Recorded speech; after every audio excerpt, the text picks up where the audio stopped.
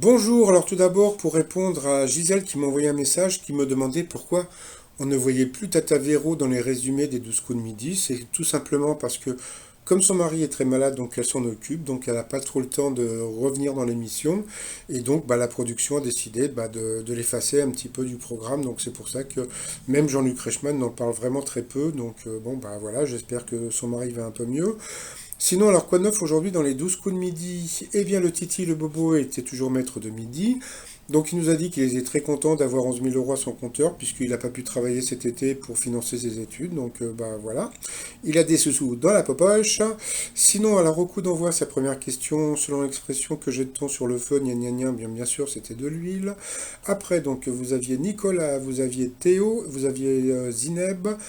Et puis vous aviez, c'est tout quoi. Puis après donc la première question donc c'était pour Nicolas. Pour quelle série Stéphane Plaza a-t-il été approché par Netflix? Donc Stranger Things, ça sent le mytho à plein nez, mais bon passons. Après donc vous aviez Théo. En octobre 2018, grâce à quoi trois randonneuses chinoises perdues dans les Alpes ont été sauvées? Donc un numéro de téléphone gravé sur un arbre. Après pour la jolie Zineb.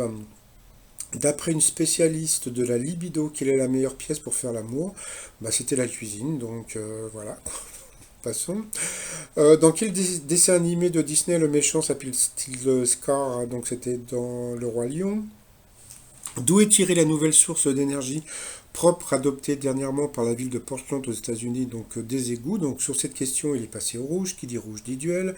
Il a pris Théo en duel, qui a eu une question hyper dure, où a lieu la bataille de Bloody Gulch. Eh bien, c'était en France, pour savoir. Alors ensuite, Nicolas, Thibault et Zineb sont retrouvés au coup par coup. D'abord, c'est Nicolas qui est passé à l'orange. Ensuite, c'est Titi Bobo qui est passé à l'orange. Après, ça a été Zineb. Et puis à la fin, c'est encore Thibault qui est passé à l'orange. Donc au rouge, qui dit rouge dit duel. Il a pris Nicolas en duel, qui a une question hyper dure. Pendant la guerre de 14-18, à quelle escadrille légendaire appartenaient Georges Guinemer et puis Roland Garros? Bon, il a dit, je crois, les Faucons, et c'était les Cigognes, je crois. Donc, c'était vraiment pas évident. Donc ensuite, eh bien, Thibaut et Zineb sont retrouvés en coup fatal. Et puis ça a été assez équilibré, sauf que à la fin, le petit Titi, le petit Bobo, il a perdu les pédales. Et puis voilà, donc il a perdu du cours. Donc on va pouvoir dire que le petit Minet a été éliminé, donc le t-shirt éliminé. Ah, ah. Donc il a eu droit à son petit bisou. Ensuite, eh bien, au coup de maître. Zineb s'est planté sur Osgore du film Brise de Nice, donc pourtant c'était assez simple, mais bon, si elle connaissait pas le film. Par contre, elle connaissait le Bikram yoga que je ne connaissais pas du tout, donc c'était un yoga à haute température, donc elle a quand même gagné 1000 euros à partager avec la cagnotte des 100 000. Dans l'étoile mystérieuse, ça bouge pas trop, donc c'est toujours Étienne Dao.